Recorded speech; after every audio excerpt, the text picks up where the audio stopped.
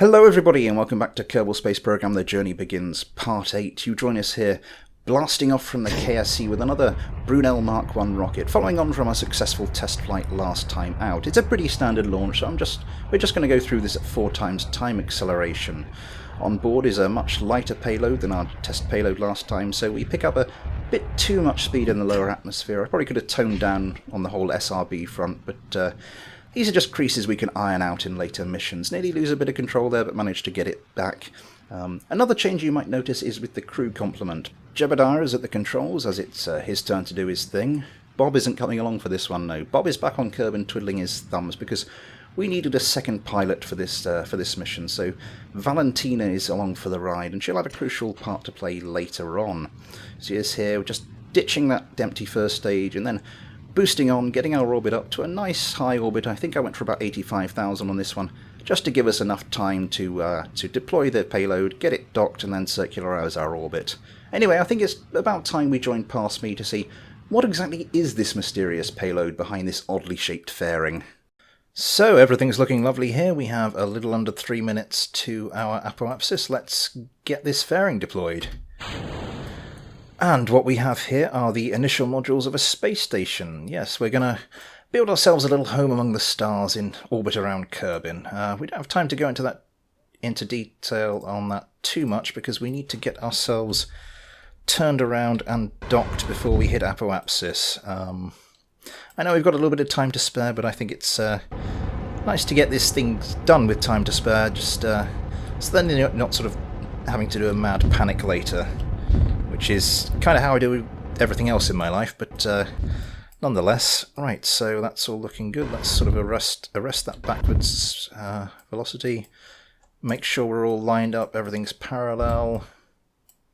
Yep, looking good. Need to thrust upwards a little bit. Let's make sure we are controlling from here, and that we have this set as our target. Yes, everything looking good. Start to thrust a bit forward, start to close that distance. There we go. Just going to fine control it from the nav ball from here on in. Yep, there we go. Tiny thrust upwards, look to the side. Yeah, you have to do this a lot gentlier or more gently, depending on your outlook on life, than you would do in previous versions of KSP, because, as I said previously, they nerfed these docking ports, so if we went at this a bit harder, there's a sort of a danger this could sort of like be thrown off, and without any stability assist on this, once this starts spinning, the mission is over. I think we can start closing the distance a bit more aggressively here, just as we float gently in. Ooh, sorry, I had my fingers on the wrong keys there. I was wondering why I wasn't going in the right direction there. Bit more there. Bit more. And perfect. So we have about 35 seconds left until apoapsis, so let's get this decoupled, the little decoupler in there. Drag this away from that spent stage, still with a lot of fuel in it, so probably could have done something with that, but this vehicle has enough delta V on it anyway. We don't really need to recover any of that fuel. Get rid of that decoupler, activate that engine. Pointing prograde just in time for us to start thrusting. Probably a little early for us to start thrusting. Let's just pick that up to about there. There we go. Yes, everything looking good. We'll just circularize our orbit, and once that is done,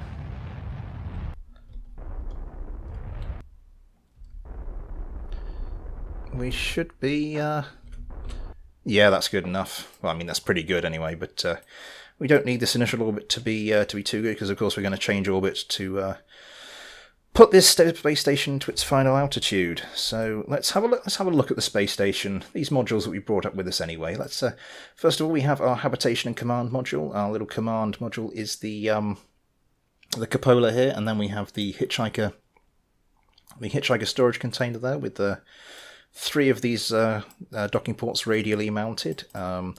I didn't think I'd put one there. I think it looks a bit daft putting that over the door. I mean, not just because it's over the door. I mean, they've got another door there, but just for some aesthetic considerations, and 3 was more than enough. And of course, we've got the one on there which links to our little utility module here. Just a little temporary power source for the space station. It's got 2 solar panels, 2 radiators, a few batteries, and that's going to just provide power to the space station until we get something a little bigger and more permanent up there. But yeah, let's start getting the orbit of this space station sorted. So this is going to be sort of like a permanent orbital fixture, so I want it almost to be a reference point for other orbits that we launch. So we're going to want to get it as close to exactly in that 90-degree orbital plane as we can. And fortunately, there is a reference point that is exactly in that 90-degree orbital plane, and that is the Moon. So we're going to see if we can get it exactly aligned with the orbital plane of the Moon. We're not far off, actually. That's the ascending node, so we need to thrust gently downwards. It's not going to take a lot, so I'm just going to do this very gently. There it starts to go. Ooh. Just gently, gently. We can see those nodes starting to swing around. Want to get them about 90 degrees to your maneuver node, and that's when you know you're in about the right place. Ooh. It's just like a single pixel off can really throw you. There. So that should hopefully get us onto exactly the plane we want. So let's just get ourselves pointed towards that maneuver node. There, and then let's start time accelerating round. 50 times. We're limited to that because we're below 120,000 meters at the moment. Let's get it round. We won't have to thrust very hard or for very long, I think. About there. Yeah, that looks about right.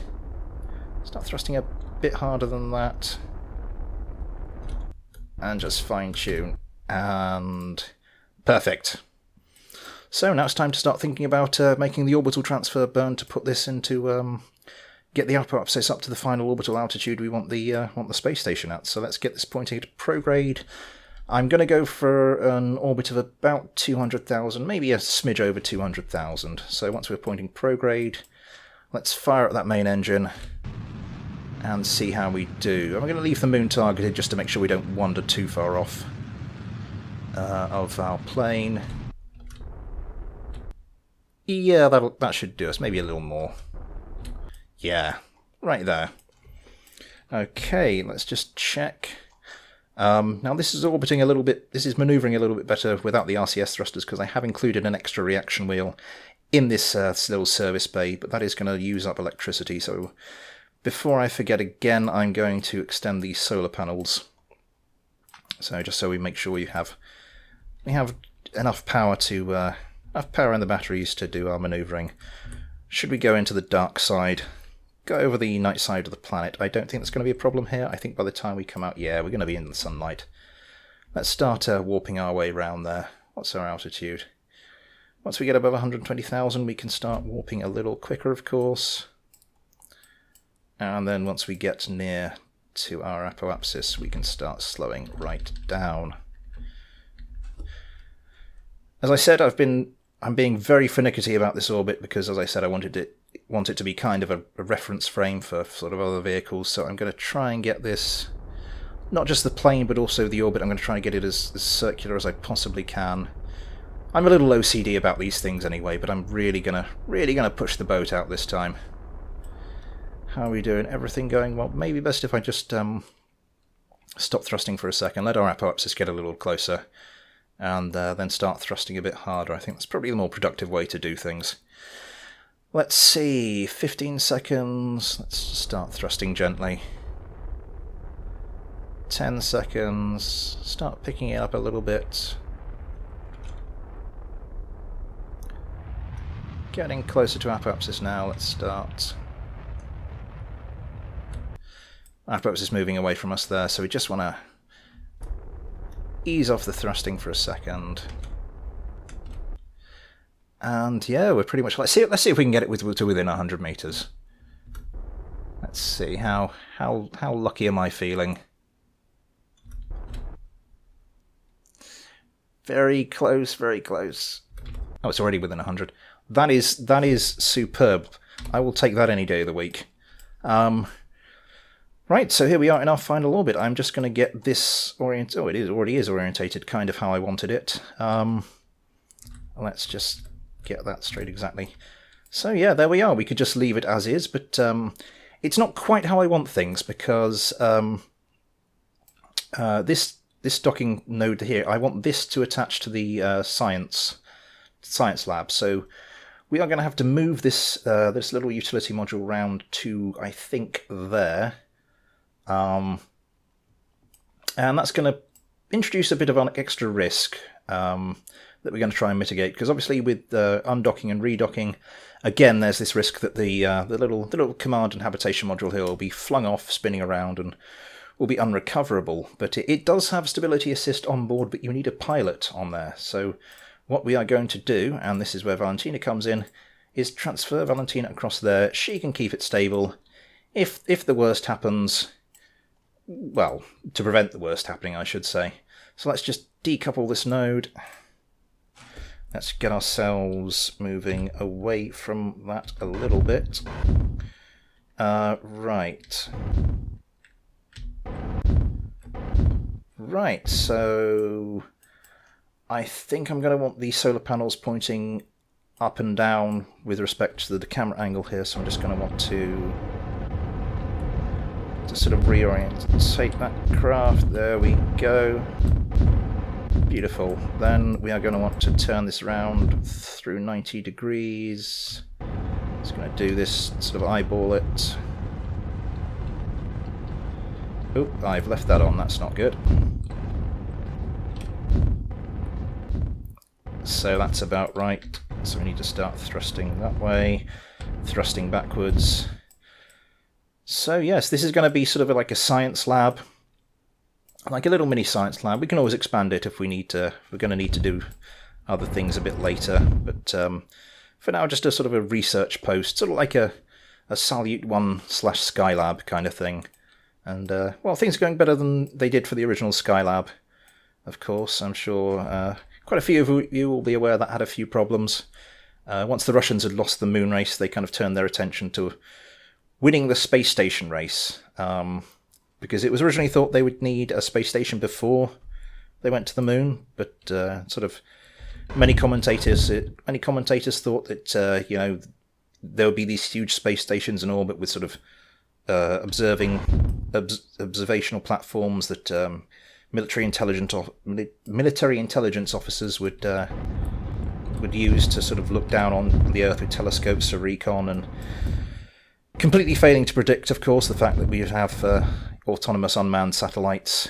But so yeah, space stations kind of got shelved from the sort of the grand, well, at least in the terms of the grandiose plans that they had.